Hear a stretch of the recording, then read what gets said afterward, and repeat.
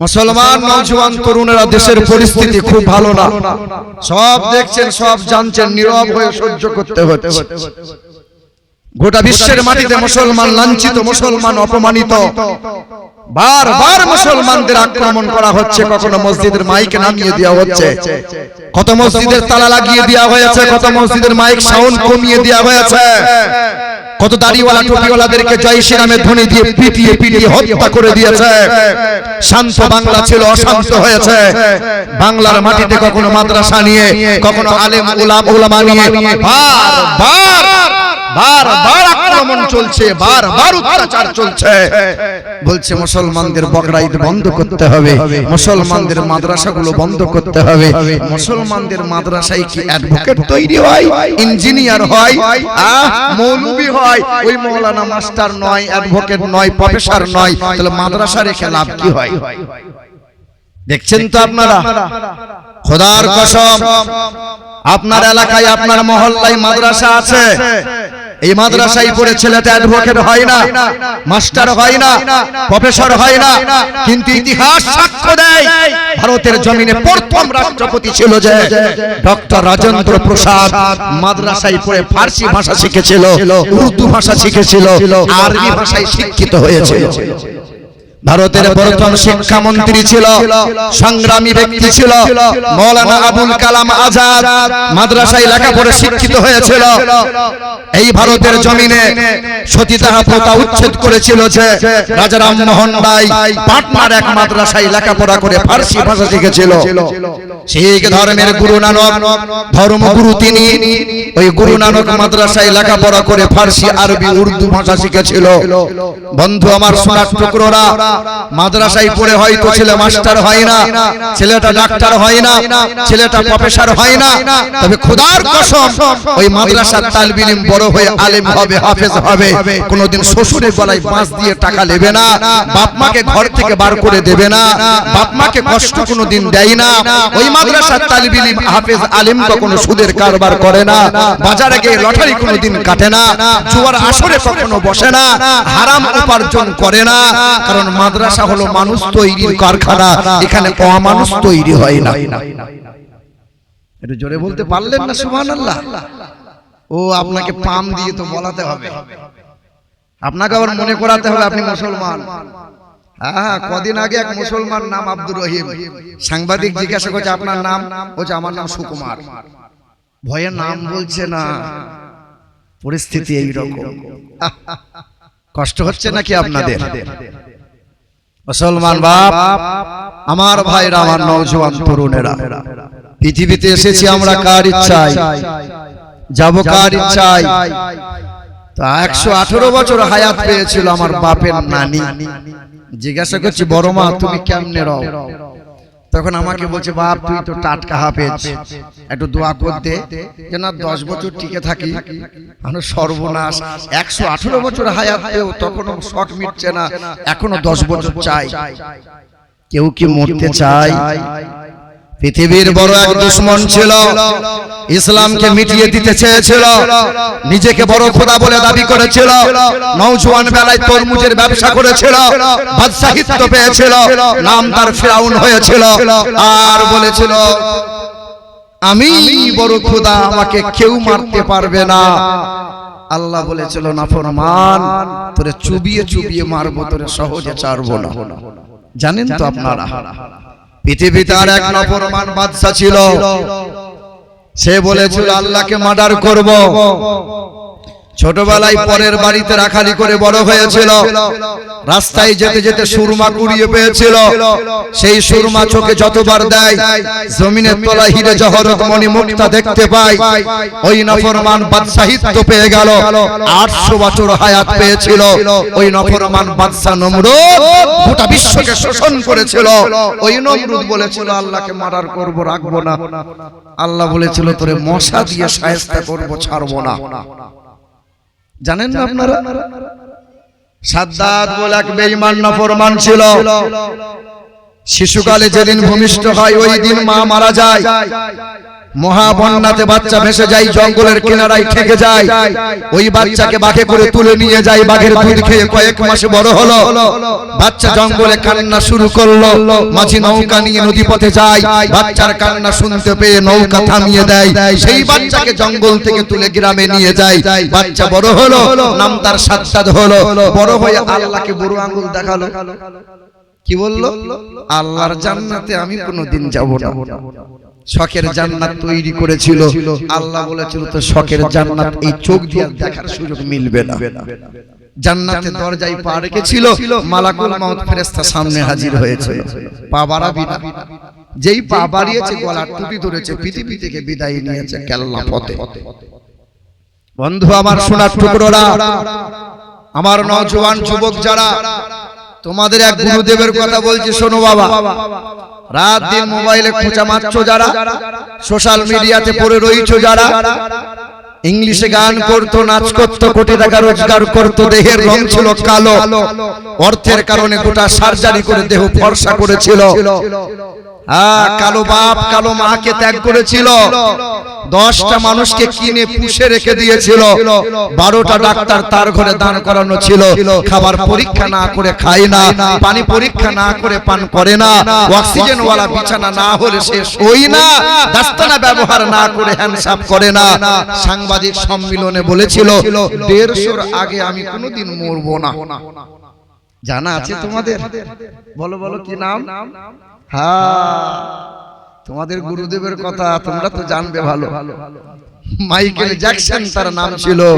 আল্লাহ বলেছিল, আরে নাফরমান, তুই 50 বছর 60 বছর পার হতে পারবি না।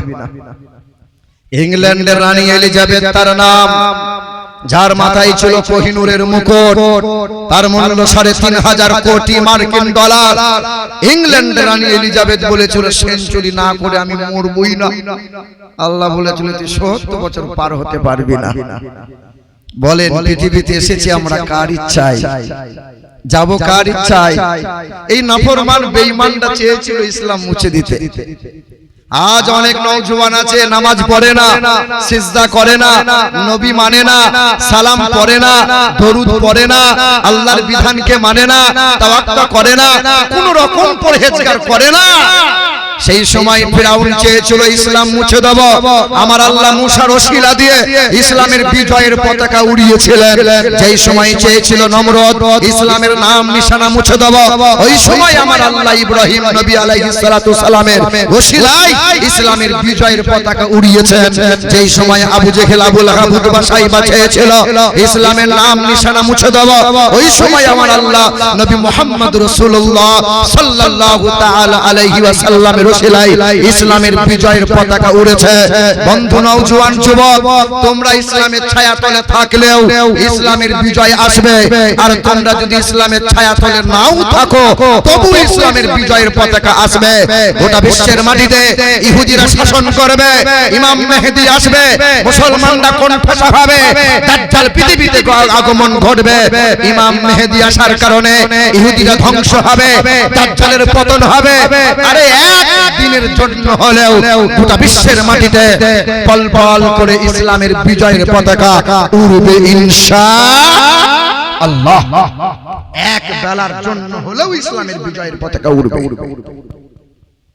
বন্ধু, তবে নওজোয়ান যুবক যারা, তোমাদের সচেতন হওয়া লাগবে। আমাদের ছিল এক সোনালী অতীত, নারিয়ে দিতাম সব জালিমের ভিত, আইন ছিল শুধু ইনসাফেরই, জুলুম রুখে দিতে হতো না দেরি। আমাদের সে অতীত হারিয়ে গেছে, মাজলুম আজ তাই কেঁদে মরে, হারিয়েছি যা তা কি পাবো ফিরে, তুমি না জাগিলে তাকে ফিরাবে কে? ইয়া শাবাব ইস্তাইকিন, হে যুবক জেগে ওঠো। নারে তাকবীর। হ্যাঁ হ্যাঁ, এইরকম তাকবীর দিলে তো একদম ভয়ে সবাই বেঈমানরা কেঁপে উঠবে। আহা, এই ফ্যানটা উঁচু করে দাও না একটু, এমনিতেই গরম, শ্রোতাদের মাথায় ফ্যান চলে আর এখানকার ওলামাদের মাথায় ফ্যান নাই। এই ফ্যানটা একটু উঁচু করো, আনালে অন্য ফ্যান লাগাও। জোরে বলেন নারে তাকবীর, নারে তাকবীর, নারে রিসালাত, নারে হায়দারি, মাসলাকে আলা হযরত উলামায়ে আহলে সুন্নাত, নারে তাকবীর, নারে রিসালাত, দুরূদ শরীফ আল্লাহুম্মা سيدنا مولانا محمد وعلى آل سيدنا مولانا محمد লাশের সাজে পালকি চড়ার প্রস্তুতি নাও বান্দারে, একটু ভাবো কেমনে রবে মাটির ঘরে আন্ধারে, লাশের সাজে পালকি চড়ার প্রস্তুতি নাও বান্দারে, একটু ভাবো কেমনে রবে মাটির ঘরে আন্ধারে, কে জানে কে বাঁচে কদিন জানা কি যাই আহারে, হয়তো কাফনের কাপড় এসে গেছে বাজারে, তোমার দাফনের কাপড় এসে গেছে বাজারে, হয়তো কাফনের কাপড় এসে গেছে বাজারে, লাশের সাজে পালকি চড়ার প্রস্তুতি নাও বান্দারে, একটু ভাবো কেমনে রবে মাটির ঘরে আন্ধারে,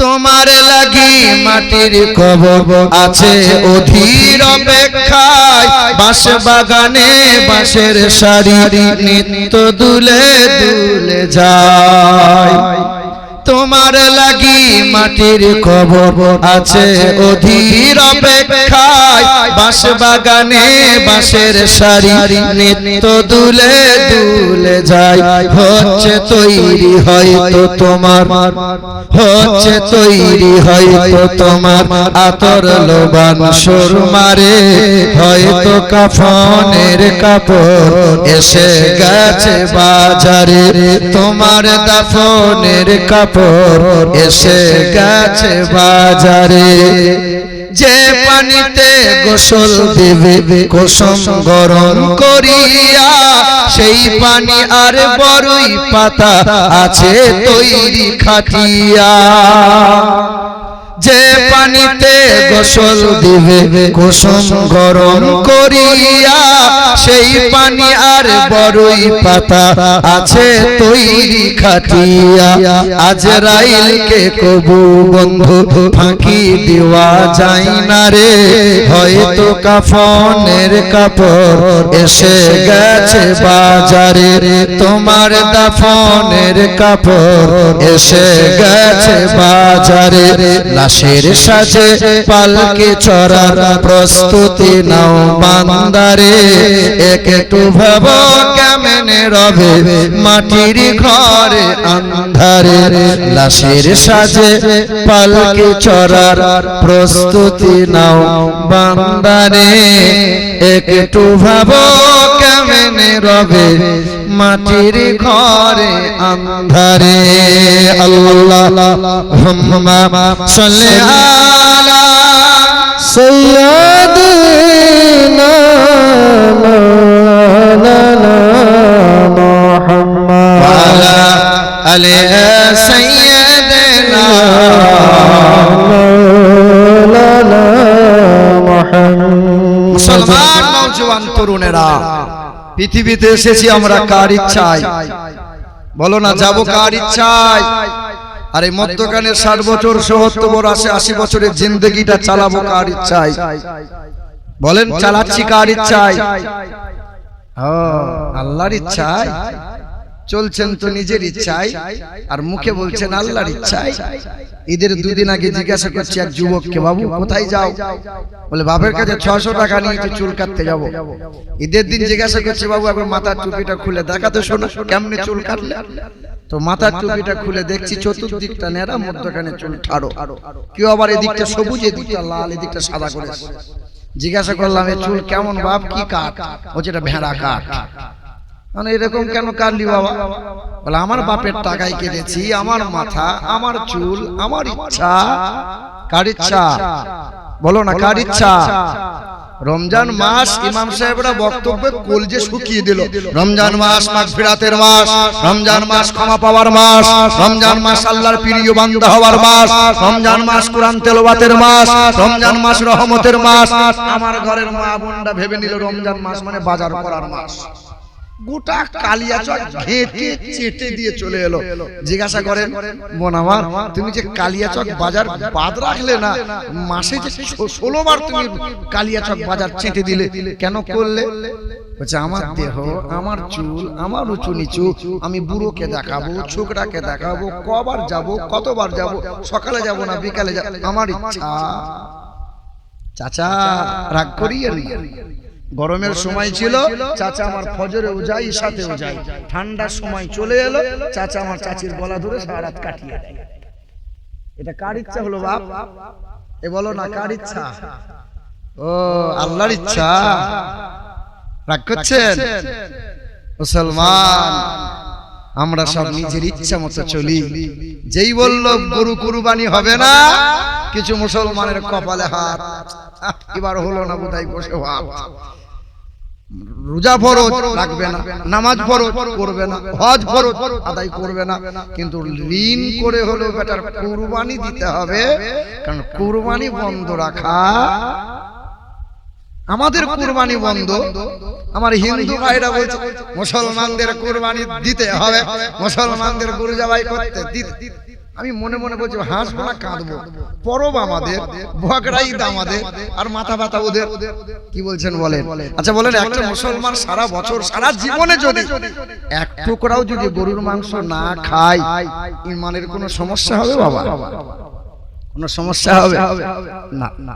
মুসলমান বন্ধু আমার, এই পৃথিবীর মাটিতে চতুর্দিক দিয়ে যে জাতি ষষ্ঠ কোরআন পেল, ষষ্ঠ কিতাব পেল, ষষ্ঠ রসুল পেল, ষষ্ঠ উম্মত হলো, ষষ্ঠ মালিক পেল, আর পৃথিবীর জমিনে ষষ্ঠ জাতি মুসলমান হলো, অথচ গোটা বিশ্বের মাটিতে মুসলমান লাঞ্ছিত, অপমানিত। এটাই তো দেখছি আমরা। আল্লাহ বলছেন, না রে বান্দা, এটা আমি আল্লাহর গজব। আল্লাহ বলেছেন, বলে হ্যাঁ, ওয়া কাযালিকা নুওয়াল্লি বাযাল যালিমিনা বিমা কানু ইয়াকসিবুন। আমি আল্লাহর হুকুম যখন মানবি না, নবীর তরিকা যখন তোর পছন্দ হবে না, মা আতাকুমুর রাসূলু ফাখুযুহু ওয়া মা নাহাকুম আনহু ফান্তাহু। পারা নম্বর 28, সূরার নাম সূরা হাসর, পৃষ্ঠা নম্বর 7, লাইন নম্বর 8। আল্লাহ পাক জগতের মানুষকে জানিয়ে দেয়, হে দুনিয়ার মানুষেরা, আমার নবীর তরিকা যখন মানবি না, আমার নবীর সুন্নাত যখন পছন্দ তোর হবে না, আমি আল্লাহর ঘোষণা, পায়ের নিচে মাটি তোর থাকবে না। সংসারে শান্তি পাবি, দুনিয়াতে কল্যাণ ও কামিয়াবি পাবি, সব জায়গাতে ইজ্জতওয়ালা হবি। আমার নবীর গোলামি করে নাও, আমার নবীর ইত্তেবা করে নাও, অনুসরণ করে নাও। আমার নবীর তাবেদারি করবে যারা, ওয়াত্তাকুল্লাহ, আল্লাহকে ভয় করে কদম বাড়াবে যারা, পৃথিবীর জমিনে সব জায়গায় মাথা উঁচু করে দাঁড়াবে তারা, পরকালে হাসতে হাসতে জান্নাতি হবে তারা। বলে নবীর তরিকায় চলছি আমরা। চুল কাটে তো ভেড়ার মতো, পেশাব করে তো কুত্তার মতো, পোশাক পরে তো ইহুদিদের মতো, আর শুতে যাই তো ভেড়া গরু ছাগলের মতো। একটাও নবীর তরিকা মানে না। মান আহাব্বা সুন্নতি ফাকাদ আহাব্বানি ওয়া মান আহাব্বানি কানা মাইয়া ফিল জান্নাহ। আমার রাসূলের সুন্নাত যখন পছন্দ তোমার হবে না, আরে নবীর মহব্বতের মানুষ হলো তারা। আমার নবী বললেন, এই দোয়া পড়ে বাথরুম যাও, উম্মত এই দোয়া পড়ে সেই তরিকায় বাথরুম যায়। নবী বললেন, এই দোয়া পড়ে ডান পা দিয়ে মসজিদে প্রবেশ করে যাও, উম্মত সুন্নাত পালন করে চলে। নবী বললেন দস্তরখানা বিছিয়ে দোয়া পড়ে খাবার শুরু করে দাও, নবীর তরিকা মতো উম্মত চলে। আরে নবীর সুন্নাত পালন করে যারা, নবীর আশিক মহব্বতের মানুষ হলো তারা। মসজিদ থেকে জুম্মার দিন বেরিয়েছে, আমিও বেরিয়েছি, চোখে দেখেছি। 22 বছরের ছেলে মাথার টুপিটা খুলে মোটরসাইকেল দাঁড় করিয়ে ছচ্ছর করে মুতে দিল পশ্চিম দিকে মুখ করে। বাপ দোয়া করছে, আল্লাহ আমার ছেলে এনে গুরু তৈরি হচ্ছে, আল্লাহ তুমি দেখিও।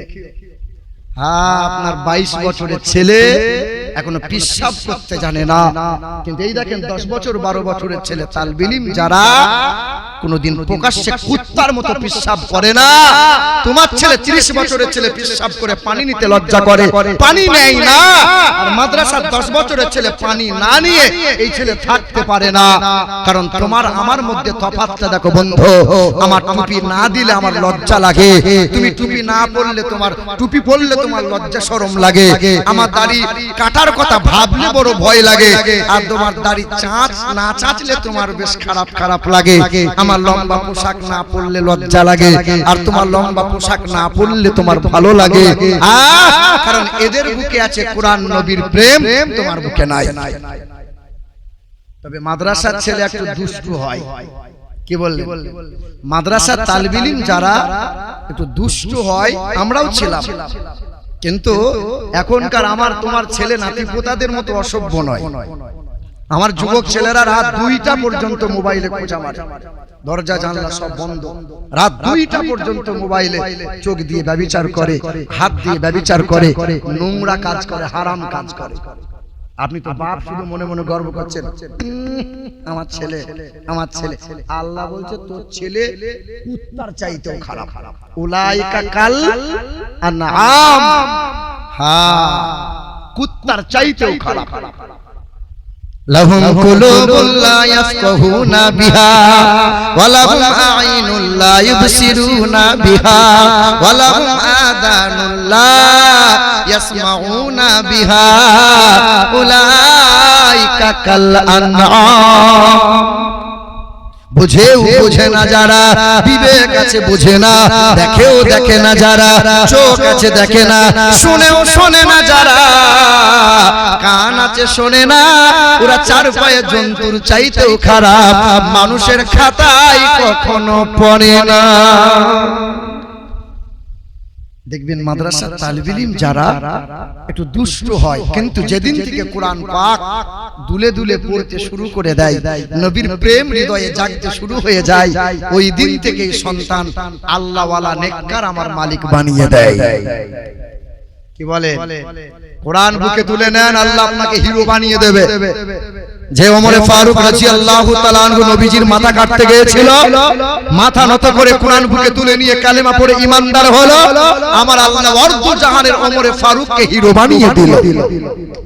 আপনি আজ জিরো আছেন না হিরো আছেন বলেন? আমরা জিরো না হিরো? হ্যাঁ হিরো, মুতে পানি লাইন আছে হিরো। এ বাপ, আমার নওজোয়ান তরুণেরা, আমার যুবকেরা, মুসলমান, কোরআন পাকে একটা সূরা আছে জানেন, যে সূরাটার নাম আমার আল্লাহ বলেছেন সূরা নাহাল, যার বাংলা হলো মৌমাছি, তার বাংলা মৌমাছি। আল্লাহ পাক এই মৌমাছি দিয়ে সূরা দিয়েছেন এবং দুনিয়ার মানুষকে বলেছেন গবেষণা করো। কোরআন শরীফের পারা নম্বর 14, পৃষ্ঠা নম্বর 13, লাইন নম্বর 9, আয়াত নম্বর 69, আল্লাহ পাক জানিয়ে দিলেন, সুম্মা কুলি মিন কুল্লি সামারাত ফাসলুকি সুবুলা রাব্বিকি যুলুলা ইয়াখরুজু মিন বুতুনিহা শারাবুন মুখতালিফুন আলওয়ানুহু ফীহি শিফাউল লিন্নাস। বান্দা গবেষণা করো, ইসলাম গবেষণার নাম।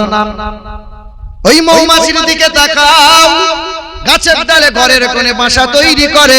বাংলার মৌমাছি আর আমেরিকার মৌমাছি গাছের ডালে বাসা করে, তবে এক একটা মৌচাকের ভিতরে সুগন্ধময় ফুলের রস সংগ্রহ করে 30 থেকে 35 কেজি করে মধু সংগ্রহ করে।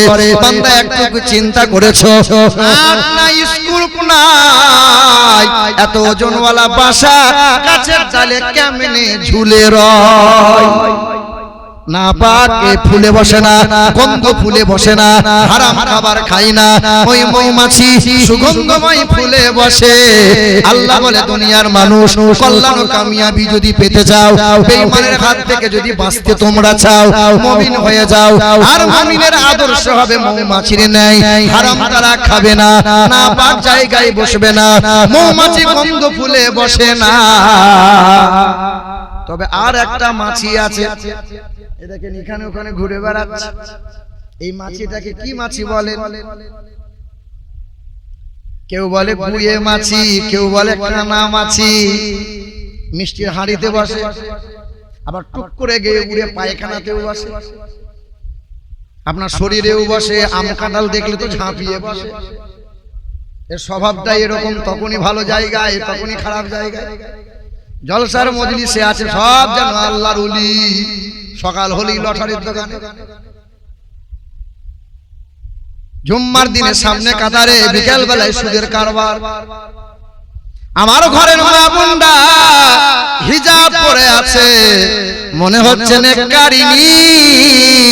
আবার কাল যখন আসবে গ্রুপ লোন, বন্ধনের লোন, বেহায়ার মতো পেট বার করে বাজারে আজারে ঘুরে বেড়াচ্ছে। তবে এখানকার মা বোনটা পেট বার করে এখান ওখান যায় না, পরপুরের সাথে ফোনে গল্প করে না। কি বলছেন বলেন?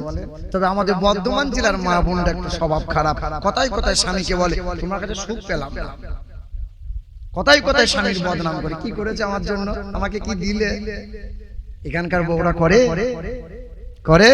আল্লাহর নবী বলেন, দয়া রাসূল আমার বলেন, আল্লাহ রাসূল বলেন যার 4 গুণ ভালো হবে ওই মহিলার জন্য জান্নাতের 8টা দরজা খোলা থাকবে। 1 5 ওয়াক্ত নামাজি হবে, 2 রমজান মাসে রোজা রাখবে, স্বামীর কথা মতো চলবে, স্বামীর কথার অবাধ্য হবে না, স্বামীকে তুই তুকারি ভাষা খারাপ করবে না। আর 4 নম্বর হলো বেহায়ার মতো চলবে না, পরপুরুষের সাথে কথা তারা বলবে না। 4 গুণ ভালো হবে যার, জান্নাতের 8টা দরজা খোলা পাবে, যে কোন দরজা দিয়ে হাসতে হাসতে জান্নাতে যাবে। তো স্বভাবটা এই মাছির মতো হবে না, মৌমাছির মতো হওয়া লাগবে। হ্যাঁ, টুপি পরেছে এমন মনে হচ্ছে আল্লাহর ওলি, সুদের কারবার মাশাআল্লাহ ভালোই চলে, লটারিও চলে, আর ওজনেতে এদিক সেদিক চলে, দুধে আবার পানি মিশিয়ে দুধ বিক্রিও হয়। কেন হবে বাবা? ভালো কাজেও থাকবে, মন্দ কাজেও থাকবে। আম্মা জান ফাতেমাতুজ জাহরা যখন তার গর্ভে সন্তান এলো, মা ফাতেমাতুজ জাহরা মালিকের দরবারে হাত তুলে দোয়া করলো, রব্বি হাবলি মিন লাদুনকা যুররিয়াতান তাইয়্যিবা ইন্নাকা সামিউদ দুআ।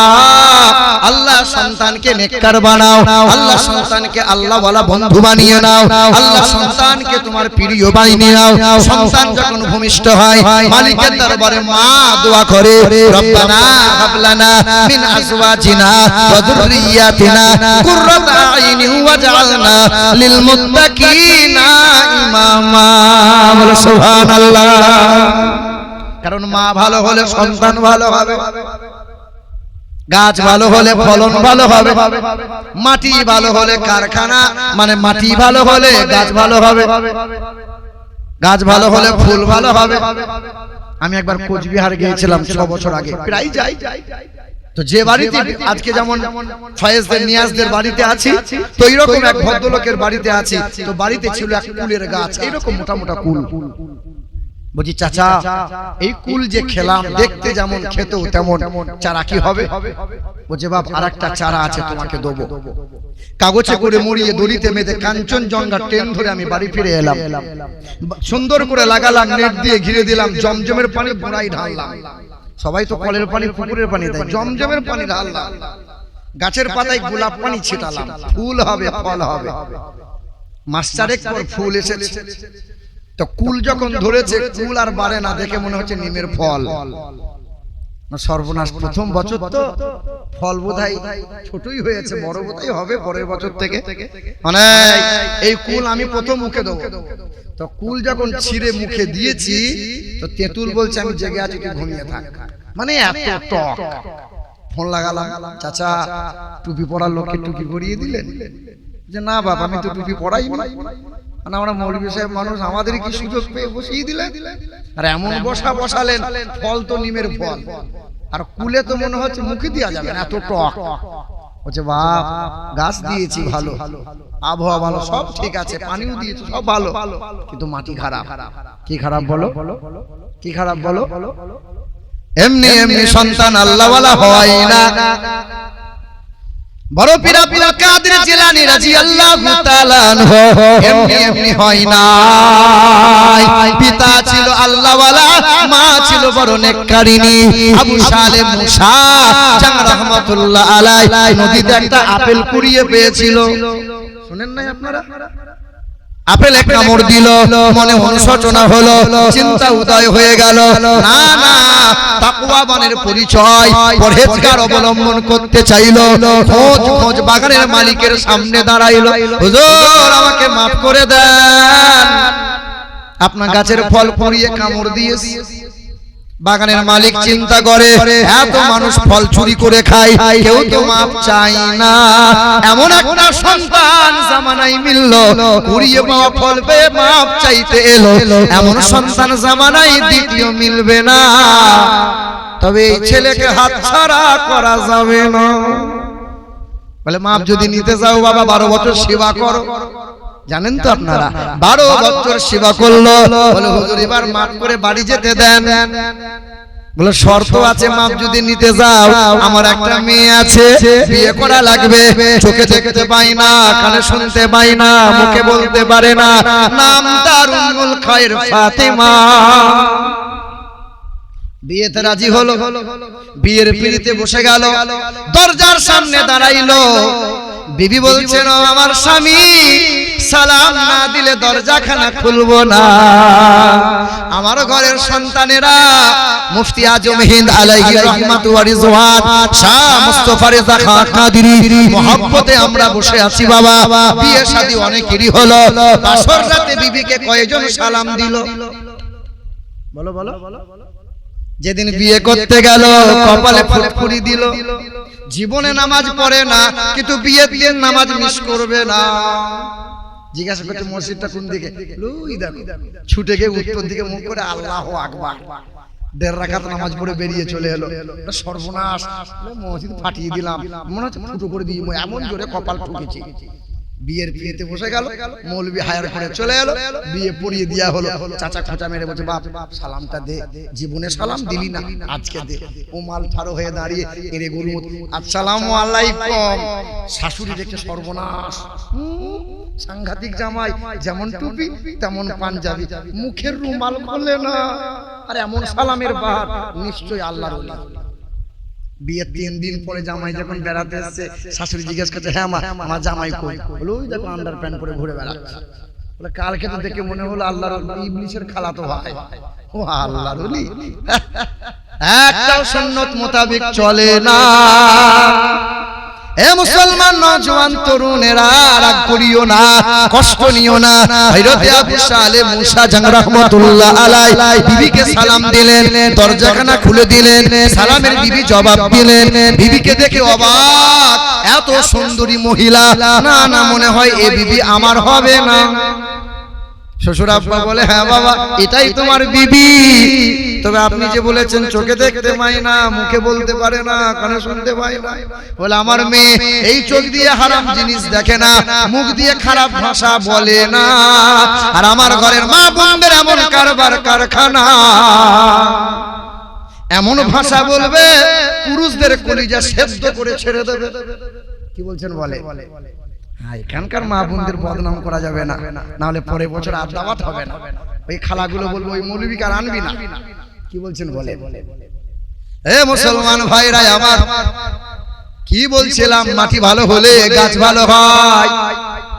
ইমাম আহমদ রেজা আলাইহি রাহমাতু ওয়া রিজওয়ান তার কনিষ্ঠ পুত্র মুস্তাফা খান কাদেরী আলাইহি রাহমাতু ওয়া রিজওয়ান আল্লাহ ওয়ালা, এমন তার নুরানি চেহারা, কোন গুনাহগার মানুষ যদি আল্লাহর ওলি মুফতি আজম হিন্দ আলাইহি রাহমাত ওয়া রিজওয়ানের চেহারা দর্শন যদি করে নিত, হাতে হাত রেখে দিত, গুনাহগার মানুষের হৃদয় নাড়া দিত, গুনাহ থেকে অনুশোচনা হতো, তওবা করে ওই মানুষ সঙ্গে সঙ্গে বদলে যেত। আল্লাহর ওলি মুস্তাফা কাদরি আলাইহি রাহমাত ওয়া রিজওয়ান যে মানুষের প্রতি রহমতের নজর দিয়ে দিতেন, নিগাহ ঢেলে দিতেন, আল্লাহ পাকের ওলির নেক নজরে গুনাহগার মানুষের तमाम জীবনের গুনাহ থেকে মানুষ বদলে যেত, মানুষ পরিবর্তন হয়ে যেত। মানুষ যদি কেউ মনে মনে ভেবে আসতেন, আগে আগে তার মনের খবর আল্লাহর ওলি জানতে পেরে যেতেন। সবচেয়ে বড় কারামত হলো, ইসলামের পণ্ডিতরা বলেন যে মুফতি আজম হিন্দ আলাইহি রাহমাত ওয়া রিজওয়ানের সবচেয়ে বড় পাণ্ডিত্য হলো এটাই যে পৃথিবীর জমিনে শরীয়তের যত জটিল আর কঠিন সমস্যা নিয়ে হুজুর মুফতি আজম হিন্দ আলাইহি রাহমাত ওয়া রিজওয়ানের দরবারে দেশ বিদেশ থেকে মানুষ আলেম ওলামারা কেউ যদি আসতেন, কোরআন ও হাদিসের আলো দিয়ে কয়েক মিনিটের মাথায় সমাধান দিতেন, তো तमाम বিজ্ঞানীরা অবাক হয়ে তাক লেগে যেত। জি হ্যাঁ, এক ডাক্তার এসেছিল চিকিৎসার জন্য, তো মুফতি আজম হিন্দ আলাইহি রাহমাত ওয়া রিজওয়ান তিনিও গেছেন ডাক্তার। তো মুফতি আজম হিন্দ আলাইহি রাহমাত ওয়া রিজওয়ান শুধু বলেছিলেন, মানে দোয়া গুনগুন করে দোয়া করছেন অসুস্থ মানুষের জন্য। তো ডাক্তার এসে বলছে, এই মৌলভী সাহেবদের না এই ঝাড়ফুঁক করে কি মানুষকে সুস্থ করা যায়? তো মুফতি আজম হিন্দ বলেছিলেন, এই গাধা। কি বলেছিলেন? গাধা। তো ডাক্তার রেগে লাল হয়ে গেছে, আমাকে গাধা বললেন কেন? তো মুফতি আজম হিন্দ বললেন, আপনাকে যদি গাধা বললে আপনার এত জ্বলন হয়, এত জ্বলন হয়, তো সামান্য গাধা বললে যদি আপনার চেহারায় এত জ্বলন হয়, তো মহান মালিকের কালাম বললে অসুস্থ রোগী সুস্থ হবে না? হ্যাঁ হ্যাঁ বলো বলো। আরে গাধা কথার আসর, কথাই তো বলেছি। আমি গুনগুন করে মহান মালিকের কালাম পড়েছি, তো মহান মালিকের কালাম এমন অসুস্থ যে মানুষ ডাক্তার বলেছে মারা যাবে, আর একে সুস্থ করা যাবে না। মৌলভী সাহেব যতই ফুঁক দিক না কেন লাভ হবে না। তো আল্লাহর ওলি মুফতি আজম হিন্দ ফুঁক দিয়েছেন, ডাক্তার অবাক হয়েছে, সামান্য ফুঁকের কারণে মহান মালিকের দয়া অনুগ্রহ লাভ করেছে, অসুস্থ মানুষ সুস্থ হয়ে একদম ঠাড়ো হয়েছে। বন্ধু আমার সোনার টুকরোরা, তো মাটি ভালো হলে কি ভালো হয়? গাছ ভালো হয়। কি বলছেন বলে? মুসলমান নওজোয়ান তরুণেরা, এ আমার যুবক ভাইরা, ইমাম হাসান ইমাম হুসাইন রাদিয়াল্লাহু তাআলা আনহু বাপ মা ছিলেন তো আল্লাহওয়ালা, আল্লাহর প্রিয় বন্ধু, যাদের জন্য আল্লাহ জান্নাত সাজাইছেন। আম্মা জান ফাতেমার গর্ভ থেকে যেদিন বাচ্চা ভূমিষ্ঠ হয়, ওই দিন আম্মা জান ফাতেমাতুজ জোহরা গোসল সেরে নিলেন, নামাজে দাঁড়িয়ে গেলেন। পাড়ার মহিলারা অবাক হয়ে গেল, নবীজির দরবারে নালিশ করলেন, ইয়া রাসূলুল্লাহ, ইয়া হাবিবাল্লাহ, আমরা তো মা হয়েছি, বাচ্চা ভূমিষ্ঠ হয়, আমাদের না পাখির কারণে কোরআন ছুঁইতে পারি না, নামাজে দাঁড়াতে পারি না। আম্মা ফাতেমাতুজ জোহরা যেই দিন বাচ্চা ভূমিষ্ঠ হয়, বাচ্চাকে দোলনায় শুইয়ে দিয়ে নামাজে কেমনে দাঁড়িয়ে যায়? নবী মুস্তাফা বললেন, তোমরা কি কোরআন পড়ো না? ইন্নামা ইউরিদুল্লাহ লিইউযহিবা আনকুমুর রিজসা আলাল বাইত ওয়া ইতাহিরাকুম তাতহীরা। তোমরা মা, তোমরা মহিলা, তবে আমার মায়ের মতো না, আমার বেটির মতো না, আলীর বিবির মতো না। আমার ফাতেমাকে আমার আল্লাহ পুত পবিত্র বানিয়েছে, তোমাদের মতো অপবিত্র না। বলো সুবহানাল্লাহ। তো মা যদি নেককার নেককারিনী হয়, বাপ মা যদি ভালো হয়, তো সন্তান দেখবেন আল্লাহওয়ালা হয়। আর বাপ যদি গাঁজাখোর হয়, বাপ যদি লটারি খোর হয়, তো ওর ছেলে সেই রকম তৈরি হবে। বাপের কাছে বিড়ি চেয়ে খাবে, আব্বা একটা বিড়ি দাও, তুমি অর্ধেক আমি অর্ধেক খাই। ওই ছেলে আবার বাপকে শালা বলে ডাকবে। হ্যাঁ, আপনাদের এদিকে তো হয় না, সব ছেলেরাই বাপ মাকে খেতে পড়তে দেয়। এরকম কুত্তা আছে নাকি বাপ? কুত্তা দেখেছেন? কুত্তা যতদিন মায়ের স্তনে দুধ পায় ততদিন ম্যা ম্যা ম্যা ম্যা করে। গরু ছাগল ওই মায়ের পিছনে ঘুরে ঘুরে বেড়ায়। যেদিন মায়ের দুধ ছেড়ে দেয় ওই কুত্তার মাকে চিনতে পারে না, ওই কুত্তার বাপ মাকে চিনতে পারে না, আর বাপ মাকে খেতে দেয় না। আরে মুজামপুরের এইরকম কুত্তা যদি থাকো জেনে রেখে দাও, বিয়ের বিবিকে গলা জড়িয়ে ধরে বাপ মাকে ভুলে গেছো যারা, বাপ মাকে ঘর থেকে বার করে দিয়েছো যারা, পৃথিবীর জমিনে আস্ত কুত্তা হলো তারা। ও বাবা, স্টেজ থেকে নামছি, এক যুবক 26 বছর বয়স 500 টাকার করকরের নোট নিয়ে বলছে, হুজুর, হুজুরের তো নরম হাত, পীর সাহেবের নরম হাত, মৌলভী সাহেবের নরম হাত, আর বাপের হাত, বাপের পা খড়খড়ে। কি দেখবেন, অনেক মানুষ আছে আমরা পীরের পায়ে চুমু খাই, হাতে খাবেন অসুবিধা নাই, বাপের পায়ে খেয়েছো বাবা, বাপের পা খড়খড়ে, মায়ের পা। হে বন্ধু আমার সোনার টুকরোরা, স্টেজ থেকে নামছি 500 টাকার নোট দিয়ে বলছে, হুজুর দোয়া করে দেন, আপনার ওয়াজ সাংঘাতিক ওয়াজ। মানে কিসের জন্য দোয়া বাবা? বলছে আমার বউয়ের জন্য। আমার বউ কি মরে গেছে? না, সবাই তো মায়ের জন্য দোয়া চায়, কি বউয়ের জন্য? বলে 6 বছর হলো মা বাবার সাথে কথা বলি, বউয়ের জন্য দোয়া করতে। আচ্ছা আপনাদের কি মনে হয়, বাপ মাকে ভুলে গিয়ে পীর সাহেবকে দামি খাবার খাওয়াচ্ছ, খঞ্চা ভরা খাবার খাওয়াচ্ছ? হুজুর খাবে, হুজুর খাবে।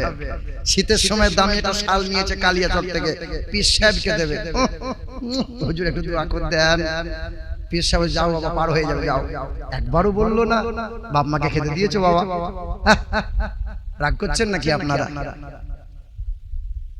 মুসলমান ভাইরা আমার, এই যে মাদ্রাসার তালবিল ইলম যারা কোরআন দুলে দুলে পড়ে তারা, এই দুষ্টু সন্তান যেই দিন কোরআন পাক বুকে আঁকড়ে ধরে নেয়, নবীর প্রেম যেদিন হৃদয়ে আশ্রয় নেয়, ওই দিন থেকে সন্তান নেককার আল্লাহওয়ালা হয়ে যায়। তবে মাদ্রাসার ছেলে খুব বিচক্ষণ হয়। কি বলছেন বলেন? মাদ্রাসার ছেলে খুব বিচক্ষণ হয়, সাংঘাতিক ব্রেন হয়। দেখবেন বাপের 2-4টে ছেলে, যে ছেলে সবচেয়ে বেশি দুষ্টু ওই ছেলেটাকে মাদ্রাসায় দেয়, কারণ মৌলবি সামলা। এবার রাগ করেন না, সত্য বলি, কিন্তু এই দুষ্টু ছেলেকে বাপ মা দিয়েছে, কোরআন পাক যেদিন স্পর্শ করে নিয়েছে ছেলে নেককার হয়েছে। এক চাচা 60 বছর বয়স, কত 60 বছর বয়স হলে কি আর চাকরি থাকে বাবা?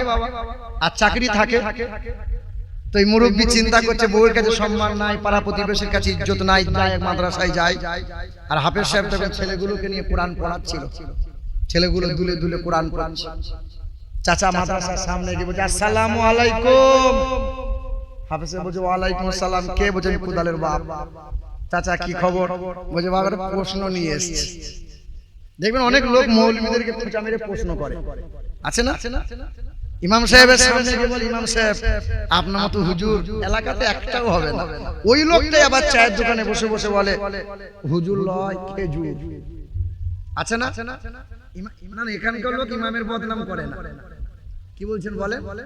ইমামের পিছনে নামাজও পড়ে। আবার ইমাম সাহেব খবর পেয়েছে যে ছত্তারে বাপ চায়ের দোকানে বসে বসে ইমামের পীরাই বদনাম করে। ইমাম সাহেব তো লাঠি মারতে পারবে না, কি করবে? সবাই যখন ঈশার নামাজে কাতারে দাঁড়িয়েছে, ইক্তাদাইতু বিহাযাল ইমাম, আল্লাহ ইমামকে ভার দায়িত্ব নামাজে দিয়ে দিলাম। ইমাম সাহেব বলছে, আল্লাহ সবারটা নিলাম, ছত্তারে বাপে শুধু বাদ দিলাম। আসলে আমার নিন্দা করে। কি বলছেন বলে? ইমামের বদনাম করিয়েন না, সামনে যেমন পিছনে তেমন রাখেন, মুনাফিক হইেন না। ইসলামের সবচেয়ে শত্রুতা করেছে যারা, ইসলামের সবচেয়ে বেশি ক্ষতি করেছে যারা, এই মুনাফিক তারা। শুনে রেখে দেন, ওমর ফারুক রাদিয়াল্লাহু তাআলা আনহু শহীদ হয়েছেন, উসমান গনি রাদিয়াল্লাহু তাআলা আনহু শহীদ হয়েছিলেন। উসমান গনিকে শহীদ করেছিল মুনাফিক মুসলমান, মাওলাই আলীকে শহীদ করেছিল এই মুনাফিক নামধারী মুসলমান। কারবালার ময়দানে হাজার সৈন্য সিপাহী দাঁড়িয়েছিল তলোয়ার নিয়ে, নবীর আওলাদদেরকে ধ্বংস করবে, শহীদ করে দেবে। সব ছিল নামধারী দাড়িওয়ালা টুপিওয়ালা মুসলমান। বন্ধু সোনার টুকরোরা, আজ ইসলামের ক্ষতি করছে যারা, এই নামধারী মুনাফিক মুসলমান তারা। একটা দল বেরিয়েছে, ওরা আবার বলছে আমরা মুসলমান কিন্তু নবীর দরুদ সালাম পড়বো না, আমরা মুসলমান কিন্তু নামাজ পড়া হাত তুলে দোয়া করব না, মুসলমান কবরে মাটি দেওয়ার সময় মিনহা খলাকনাকুম আর বলা চলবে না, মুসলমান কিন্তু আমরা 20 রাকাত তারাবি আর পড়বো না, মুসলমান হাত এইখানে বাঁধবো, এখানে আর হাত বাঁধবো না। সেদিনে বলেছিলাম যে হাত যেইখানে বাঁধছিস বাবা, দুদিন পরে কপালে হাত বাঁধবি না তো। এবার দেখছেন না আপনারা, কিন্তু মুসলমান, ওই মুসলমান স্টেজে বসে বসে বলছে আমরা নামাজে নবীর জন্য দরুদে ইব্রাহিম পড়ি, এরকম বলছে আমরা নামাজে নবীর জন্য দরুদে ইব্রাহিম পড়ি বলে হাসরের ময়দানে নবী মুক্তি পাবে, না হলে নবী মোহাম্মদ ফেঁসে যাবে। জোরে বলুন নাউজুবিল্লাহ। তোমার মতো ছেঁচুরের দরুদ নেওয়ার জন্য নবী আছে। যখন দরুদ পড়ছিলাম কিছু লোক তো মুখ খুলছিল না, নচে মুখের ভেতর খৈনি ভরা, আবার কিছু লোক দরুদ পড়ছে সকালবেলা নানি মেরে আল্লাহুম্মা চলে, এ কি বা এরকম দরুদ নেওয়ার জন্য নবী আছেন। দরুদ মহব্বতে পড়তে হয়, দরুদ ভক্তিতে পড়তে হয়, ওই রকম দরুদ চলবে না। মুসলমান 60 বছরের মুরব্বী মাদ্রাসায় দাঁড়িয়ে মৌলানা সাহেব কি বলছে, হাফেজ সাহেব আমার প্রশ্ন, বলে কি, বলে আমি যখন বাড়ি থেকে এলাম আমার ঘড়িতে বাজে 7টা, এ আপনার মাদ্রাসায় এসেছি এখন বাজে 9টা, কতক্ষণ সময় লাগলো? কতক্ষণ বলো না, কতক্ষণ? আরে 2 ঘন্টা সময় লাগলো। তো মৌলানা সাহেব আমার প্রশ্ন হলো, আমার আসতে যদি 2 ঘন্টা সময় লাগে তাহলে আমার বয়স কত? তোমরা একটা অঙ্ক বিদায় পড়েছো স্কুলে যে পুত্রের বয়স এত হলে পিতার বয়স কত হবে, এরকম অঙ্ক নাই একটা পিতা পুত্রের অঙ্ক। তো মুরব্বী চাচা প্রশ্ন করছে, হাফেজ সাহেব আমার আসতে যদি 2 ঘন্টা সময় লাগে তা আমার বয়স কত? তা হাফেজ সাহেব বলছে এটা কোনো প্রশ্ন হলো? কিন্তু 10 বছরের তালবে ইলমটার সামনে কোরআনটা বন্ধ করে হাফেজ সাহেব হুজুরকে বলছে, হুজুর এর জবাবটা আমি দেবো। তো 10 বছরের তালবে ইলম, বাবা তুই পারবি বাবা? বলে হুজুর একবার দেন না, আপনাকে অপমান করছে, আমি উত্তরটা দিই। দে। তো 10 বছরের তালবে ইলম চাচা প্রশ্ন আমাকে করে, বলছে বাবা তুই পারবি? তুই তো এইটুকু ছানা তালবে ইলম, তুই আর কি পারবি? না বলেন না। বলে বাপ প্রশ্ন হলো আমার বাড়ি থেকে আসতে যদি 2 ঘন্টা সময় লাগে তো আমার বয়স কত? তালবে ইলম বলছে চাচা আপনার বয়স এখন 60 বছর। কত বছর? মুরব্বী চিন্তা করছে সত্যি তো আমার বয়স 60, কিন্তু তালবে ইলমটা জানলো কি করে? কি করে জানলি বাবা? না চাচা এটা জিজ্ঞাসা করিয়েন না। না বাবা একবার তোকে বলতেই হবে, তুই জানলি কি করে আমার বয়স 60? যাতে রাগ করবেন না। বলে আমার বাড়িতে আমার একটা বড় ভাই আছে। কে বলছে? তালবে ইলম বলছে। আমার বাড়িতে আমার একটা বড় ভাই আছে, তার বয়স এখন 30 বছর। কত বছর? এই কত বছর? কিন্তু আধ পাগলা। কত পাগলা? কত পাগলা? আধ পাগলা বোঝো না, হাফ পাগলা। কত পাগলা? আমি বসে বসে হিসেব করলাম, বড় ভাইয়ের বয়স যদি 30 বছর হয় আর হয় যদি আধ পাগলা, তাহলে ফুল পাগলা হলে বয়সটা কত হবে? কত হবে বলো? তখন চিন্তা করছে সব জায়গায় পাকামো করা যাবে, কিন্তু তালবে ইলম যদি পাকামো করা যাবে না। দেখবেন অনেক বাসে চড়বেন, অনেক গাড়ি ঘোড়ায় দেখবেন এর সামনে আছে আল্লাহ, এইদিকে আছে খাজা বাবার মাজারের ছবি, আবার এইদিকে আছে কালীর ছবি, আবার এইদিকে লিখেছে ওম, আবার এখানে লিখেছে 786, মানে সব রকম মাল রেখে দিয়েছে। দেখ তালবে ইলম আমাকে খোঁচা মারছে, বলছে হুজুর এই যে মাল গোলমাল। মানে কেন? বলছে হুজুর হিন্দু না মুসলমান বুঝতে পারছি না। এই যে 2 রকম, একদিকে আছে খাজা বাবার মাজার, অপর দিকে আছে কালী ঠাকুরের ছবি, 786 আছে, আবার অমলিকা আছে। মানে হ্যাঁ সত্যি তো তাই। জিজ্ঞাসা করলাম ড্রাইভারকে, ভাই আপনার নাম? হুট করতে আপনি হিন্দু না মুসলমান জিজ্ঞাসা করতে পারছেন, ভাই আপনার নাম? বলে আমার নাম আব্দুল জব্বার। না তুমি তো খাঁটি মুসলমান, তা তুমি নাম যে আব্দুল জব্বার, তা 2 রকম মাল রেখেছো যে? হুজুর কিছু মনে করিয়েন না, 2 রকম রেখেছি, একজনের সামনে দেখবে, একজনের পিছনে দেখবে। বন্ধু আমার সোনার টুকরোরা, এইরকম বিশ্বাস ঈমান রাখলে তার কি আর বেঁচে থাকে ঈমান? এই বিশ্বাসে কি ঈমান বেঁচে থাকে? বাপ বলেন হায়াত মাউতের মালিক কে? জান্নাত ও জাহান্নামের মালিক কে? সর্ব জায়গার সর্বক্ষণের মালিক আল্লাহ। কিন্তু আমার মুসলিমদের বেদে লেখা আছে কামালানাম পারামানাম সারামানাম ও নমো জগদ্ধাত্রী মহিমা বাসুদা ও নমো ব্রহ্মাণ্ড প্রভাসিত নমো কল্যাণ শান্তি যুগে যুগে নমঃ সর্বদা তো কল্যাণ বাসুমতী গৌরীর ঋষি মৃত্যু যারা মৃত্যু আগমনী নমঃ। পৃথিবীর মানুষ শুনে রেখে দাও, তিনি এক অদ্বিতীয় লা শারীকা লাহ। তিনি দুইটা তিনটা চারটা হবেন না, তিনি হবেন মহান প্রতিপালক, তিনি হবেন এক সৃষ্টিকর্তা। তিনি কখনো খান না, তিনি কখনো ঘুমান না, তার কোনো বিবি নাই, বাচ্চা নাই, জন্ম নেন নাই, কাউকে জন্ম দেন নাই। ও নমো ব্রহ্মাণ্ড প্রভাসিত নমো কল্যাণ শান্তি যুগে যুগে নমঃ। তিনি এক অদ্বিতীয় লা শারীকা লাহ। সেই মহান প্রতিপালকের গোলামি করবে যারা, সব জায়গায় নাজাত পাবে তারা। তবে পরিপূর্ণ ঈমানদার মুমিন হওয়া লাগবে। তুমি যদি পরিপূর্ণ ঈমানদার হতে চাও, সব জায়গার রব যেমন আল্লাহ, সব জায়গার রহমত হলো রাসূলুল্লাহ। যেমন লা ইলাহা ইল্লাল্লাহ মেনে নিতে হবে মুহাম্মাদুর রাসূলুল্লাহ। নবীর তাবেদারি করে নাও, নবীর ইত্তেবা করে নাও, তবে আল্লাহর পিয়ারা হবে, ইহকালে নাজাত পাবে, পরকালে হাসতে হাসতে জান্নাতি হবে। যে ইমামে হুসাইন বলেছিলেন, হে আব্দুল্লাহ তুমি আমার গোলাম, তোমার বাপ গোলাম, তোমার 14 পুরুষ গোলাম। শুনেন নাই আপনারা? আমরা অনেক মুসলমানরা বলি আমরা হুসাইনের গোলাম। কি বলছেন বলেন? আমরা কার বান্দা? কার বান্দা? মুজামপুর, এই গ্রামটার নাম ফিরোজপাড়া। ফিরোজপুর, আহা, এই পাড়াতে পীর সাহেব এসেছে, একদম বেরেলি শরীফ থেকে পীর সাহেব। আহা, তো কুদরতুল্লাহর বাড়িতে পীর সাহেব এসেছে। গোটা গ্রামের লোক হই হই রই রই, কুদরতুল্লাহর বাড়িতে পীর সাহেব। লাইন সব মুসাফা করছে, হুজুরের কাছে দোয়া নিচ্ছে, চলে যাচ্ছে। হুজুর খাবার খাচ্ছে, জিজ্ঞেস করছে বাপ কুদরতুল্লাহ তো ছেলে মেয়ে কটা? বলে হুজুর আমার ছেলে একটা। আমার ছেলে একটা। সকালবেলা ইশরাকের নামাজ পড়ে পীর সাহেব যখন ঘর থেকে বেরোচ্ছে, আর একটা ঘর থেকে একটা ছেলে বেরিয়ে আসছে। তো জিজ্ঞেস করছে, হ্যাঁ বাবা তোমার নাম কি? বলছে আমার নাম রহমতুল্লাহ, বাপের নাম কুদরতুল্লাহ। বলো রাতের বেলায় যে বলেছিল এই সেই ছেলে। যাও বাপ বড় হও, ভালো ভালো। 5 মিনিট পরে দেখছে আর একটা ঘর থেকে আর একটা ছেলে বেরিয়ে আসছে। তা জিজ্ঞেস করছে, হ্যাঁ বাবা তোমার নাম কি? বলে আমার নাম বরকতুল্লাহ, বাপের নাম কুদরতুল্লাহ। বলে সাংঘাতিক চিটিং কুদরতুল্লাহ, আমাকে যে বললো একটা ছেলে, এই যে মাল দুটো বেরোলো। 5 মিনিট পরে আর একটা ছেলে বেরিয়ে আসছে। বলছে হ্যাঁ বাবা তোমার নাম কি? বলে আমার নাম সাফিউল্লাহ, বাপের নাম কুদরতুল্লাহ। বলে চিটিং বাজের বাড়িতে আমি চলে এলাম।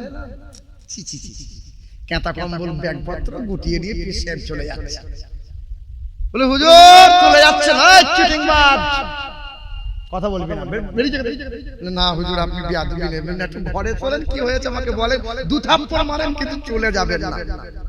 পীর সাহেব বলছে বাপ 10 টাকা রাখ, খাবার খেয়েছি রাতের বেলায়, টাকালে আমাকে বিদায়। না হুজুর আপনাকে যেতেই হবে। গেছে। পীর সাহেব বলছে হ্যাঁ বাবা তুই এত বড় মিথ্যু, তুই এত বড় চিটিংবাজ, তো ছেলে কয়টা? বলছে হুজুর আমার ছেলে একটা। তখনও বলছে আমার ছেলে একটা। কিন্তু তোরই বাড়ি থেকে, তোরই ঘর থেকে 3টে ছেলে বেরোলো, সব একজনের নাম রহমতুল্লাহ, বাপ কুদরতুল্লাহ। আরেকটা ছেলে বলছে বরকতুল্লাহ, নাম বাপের নাম কুদরতুল্লাহ। আরেকটা ছেলে বলছে আমার নাম শাফিউল্লাহ, বাপের নাম কুদরতুল্লাহ। বলছে হুজুর এই 3টে ছেলে আমার বইয়ের পেটে হয়েছে। কার পেটে হয়েছে? এই 3টে ছেলে আমার বইয়ের পেটে হয়েছে, কিন্তু ছেলে আমার একটা। কথা বুঝতে পারছেন না? আচ্ছা বইয়ের পেটে হলে ছেলে কার হবে? বলছে হুজুর ছেলে আমার 3টে বইয়ের পেটেই হয়েছে, কিন্তু আসলে ছেলে আমার একটা। কেন? বলছে ওই দুটো ছেলে জানোয়ার হয়েছে, যেদিকে বলি যাবি না, মাল আগে গিয়ে বসে থাকে। যখন বলি ডান দিকে যাবি না, ও মাল গিয়ে বসে আছে। যদি বলি এটা করবি না, আগে করবে। কিন্তু আমার একটা ছেলে, এই ছেলেকে নিয়ে আমি খুব গর্ববোধ করি। যেটা বলি ছেলে আমার সেটাই শোনে। ছেলে আমার একটা। বলেন আমরা সবাই কার বান্দা? আল্লাহকে জিজ্ঞেস করিয়েছেন যে আল্লাহ তোমার বান্দাকে, বাপের সম্পত্তি নেওয়ার জন্য সব ছেলেরাই বলে এটা আমার বাপ, এটা আমার বাপ, এটা আমার বাপ। সব ছেলে বাপের কথা মতো চলে বাবা? তো বাপের কথা মতো চলে যে, সেই তো আসলে ছেলে। কি বলছেন বলেন? আতিকুল ভাই, বাপের ছেলে সে বাপের কথা মতো চলে যে, আর আল্লাহর বান্দা হলো সে আল্লাহর আহকাম গুলো পালন করে যে, ইমাম হুসাইনের মহব্বতে জীবন পার করে যে। বন্ধু আমার সোনার টুকরোরা, ইমাম হুসাইন রাদিয়াল্লাহু তাআলা আনহু মদিনায় যখন চিঠি পেয়ে গেলেন আমার ইমাম কুফায় যাবেন, তাই তো ইমাম হুসাইন একবার নানা জানের রওজা মোবারক জিয়ারত করলেন, চোখের পানি ফেললেন, বিদায় সালাম দিয়ে বিদায় নিলেন। আম্মা জান ফাতেমা তুজহুরার রওজা মোবারকটা জিয়ারত করলেন। মদিনা থেকে মক্কায় রওনা দিলেন। সঙ্গীদেরকে নিলেন, ভাতিজাকে নিলেন, ভাগনাকে নিলেন, আপন বোনকে নিয়ে নিলেন, বিবিকে কন্যাকে নিলেন, সন্তানকে নিয়ে নিলেন। হে মুসলমান, ইমাম হুসাইন মক্কা মদিনা থেকে 434 কিলোমিটার রাস্তা, মদিনা থেকে মক্কায় হাজির হলেন। এবার মক্কা এসে কুফার কথা জানাইলেন। নবী সাহাবায়ে কেরামরা বললেন, হুসাইন কুফার মানুষদের কথা বিশ্বাস করিয়েন না, তাদের মন এক মুখ করে আর তারা মুনাফিক, মাওলা আলীর সঙ্গে আচরণ ভালো করে না। ইমাম হুসাইন বললেন, আমি যদি না যাই আর তারা যদি আমার বিরুদ্ধে নালিশ করে দেয়, আল্লাহ আমরা পথহারা হয়ে গেছি। কিন্তু আমরা চেয়েছিলাম ইমাম পাককে, তাই তো বারবার আমন্ত্রণ করেছিলাম। আমাকে তো সেদিন জবাবদিহি দিতে হবে। ইমাম হুসাইন আমার সাথী সঙ্গে সহচরদেরকে নিলেন। 1700 কিলোমিটার রাস্তা, মক্কা থেকে মাসের পর মাস যায় কারবালার ময়দানে, ওই কুফার বড় ময়দানে তাবুক খাটিয়ে নেয়। এ মুসলমান নওজোয়ান তরুণেরা, যে কথা বলতে চাইছিলাম, 7ই চাঁদের মহরমের 7 তারিখ এলো, পানি বন্ধ করে দিল। পানি, এই যে টুপি পেলেন, দাড়ি পেলেন, কোরআন পেলেন, নামাজ এত সহজ ভাবে আসে নাই, এত সহজ ভাবে আসে নাই। নবীজির মহব্বতে সর্বপ্রথমে এই ইসলামের জন্য যে ব্যক্তি শহীদ হয়েছিল তিনি ছিলেন একজন মহিলা, নাম তার সুমাইয়া। জানেন আপনারা? জানেন হযরতে সুমাইয়া কে ছিলেন? নবী যখন গোপনে গোপনে ইসলামের দাওয়াত দিতেন, মা সুমাইয়ার ঘরে যেতেন, রুটি বানিয়ে রাখতেন, নবীকে খাওয়াতেন, সন্তানকে সঙ্গী করে দিতেন। আম্মারকে নিয়ে নবী কালেমার দাওয়াতে যেতেন। বেঈমানরা জানতে পেরে গেল, সুমাইয়াকে বেঁধে নিল, আম্মারকে বেঁধে দিল, খেজুর গাছে বেঁধে দিয়ে আম্মার রাদিয়াল্লাহু তাআলা আনহুর সামনে মা বাধা সুমাইয়াকে বলেছিল কালেমা বলা বন্ধ কর, নবীর প্রেম হৃদয় থেকে মুছে দে। মা সুমাইয়া বলেছিল কোনোদিন সম্ভব না, যে নবীকে হৃদয়ে জায়গা দিয়েছি শেষ নিঃশ্বাস পর্যন্ত নবী এই হৃদয়ে থাকবে, কোনোদিন নবী আমার হৃদয় থেকে মুছবে না। বেঈমানরা সে ছেড়ে দেয় নাই। মা সুমাইয়ার কাপড় খুলে উলঙ্গ করেছিল, তো নিজ সন্তান আম্মার বলেছিল, আল্লাহ জমিনটা ফাঁক করে দাও, চেহারা ভরে দিই।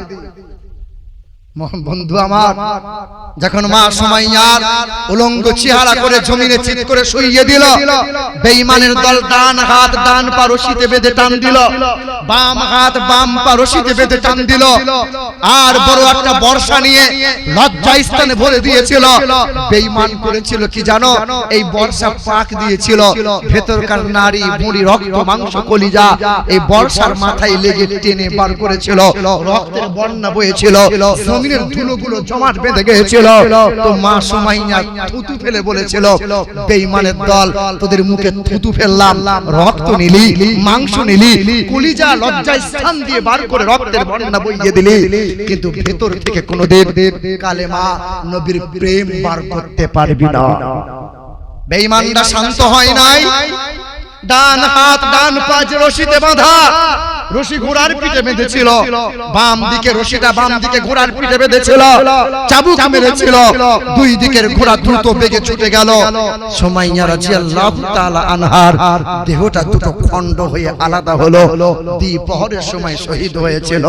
সূর্য যখন অস্ত যায়, মাগরিবের ওয়াক্ত হয়, তখন সুমাইয়ার মাংসের ভিতর থেকে বলেছিল কালেমা লা ইলাহা ইল্লাল্লাহু মুহাম্মাদুর রাসূলুল্লাহ।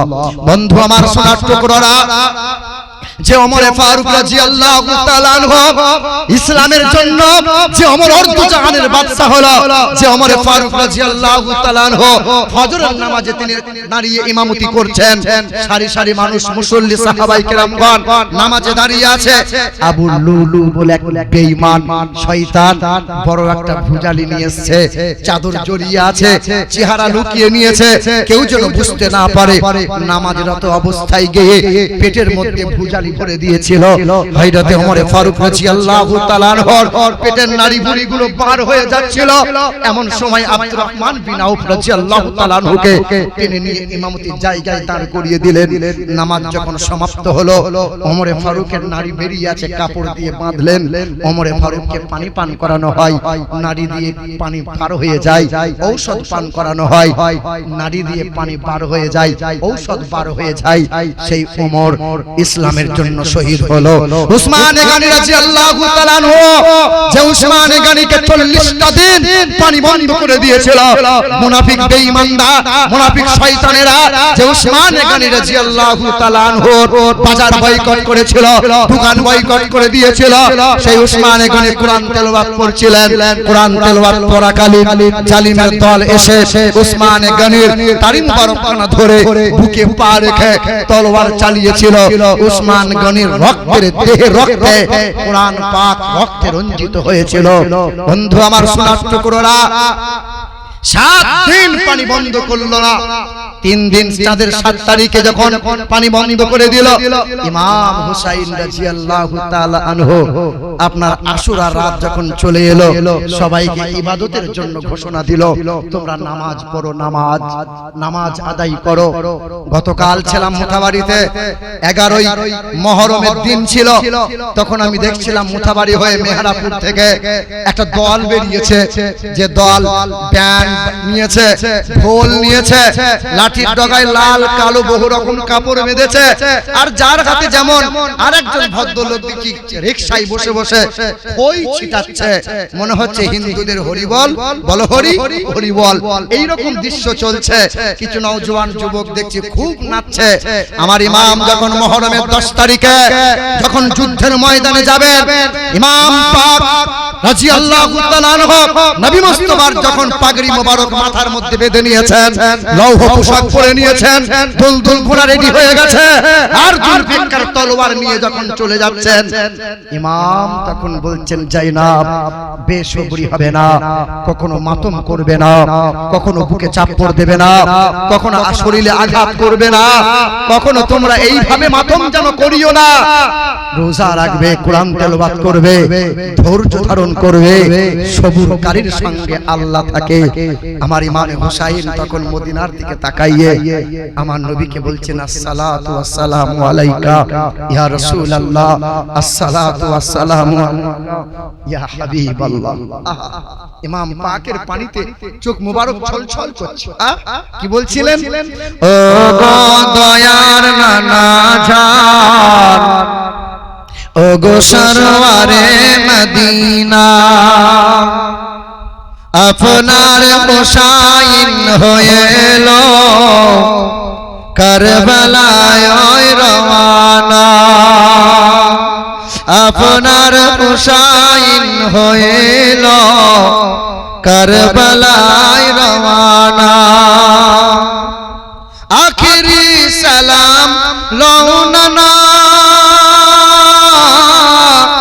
ছেড়ে যাই সোনার মদিনা, প্রাণ ভরে দেখে নাও গো, দেখা যে আর হবে না। ও গো দয়ার নানা জান, সরওয়ারে মদিনা বড় ভাইজান ইমাম হাসান ছিল আমার জানের জান সে যে চলে গিয়েছে সে যে চলে গিয়েছে একা আর ভালো লাগে না ও গো দয়ার নানা জান ও গো সরওয়ারে মদিনা আপনার হুসাইন হইল কারবালায় রওয়ানা হুসাইনকে মহব্বত করেন তো জীবন দিয়েছেন আওলাদকে দিয়েছেন নিজের ভাগনাকে দিয়েছেন নিজের বুনহাইকে যুদ্ধের ময়দানে পাঠিয়েছেন ভাতিজা কাসিমকে পাঠিয়েছেন একে একে শহীদ হয়েছে ইমাম যাবে শহীদ হতে তোমার জন্য আমার জন্য ইসলামকে বাঁচানোর জন্য আমরা ইমামকে মহব্বত করি বাপ করি ইমামকে মহব্বত করি আমরা বলেন না একটু হাত তুলে বলেন ইয়া হুসাইন বলেন না ইয়া হুসাইন পাক পাঞ্জাতন কা দামান ইমাম পাক কা দামান মাওলা আলী কা দামান আহলে বায়ত কা দামান ও কিছু লোক হাত তুলছে না ওই যে বর্ধমান থেকে মৌলভী এসে হাত তুলবে আর আমি এত বোকা যে হাত তুলে দেব আলিয়াউমা নাকতিমু আলা ফাওয়াহিহিম ওয়া তুকাল্লিমুনা আইদিহিম হাত তুলে সাক্ষ্য দেবে যারা আল্লাহ তোমার আহলে বায়তের জন্য আছি আগামীতেও থাকবো ইনশাআল্লাহ মুসিবতের দিন বেড়া পার হয়ে যাবে তারা এবার আল্লাহ কয়টা কথা বলা লাগে আল্লাহ কয়টা কোরআন কয়টা এই কাবা কয়টা বলো না আমার আপনার কলেমা এক না আলাদা আমার তোমার ধর্ম এক না আলাদা পৃথিবীতে যখন এসেছি সব এক হালতে না আলাদা আলাদা হালতে সবাই তো ন্যাংটো হয়ে এসেছি না মায়ের পেট থেকে না না ইমাম সাহেব বোধহয় লুঙ্গি পরে এসেছিল নাকি কি বলছেন বলেন আর পৃথিবী থেকে যাওয়ার সময় সবার হালত এক হবে না আলাদা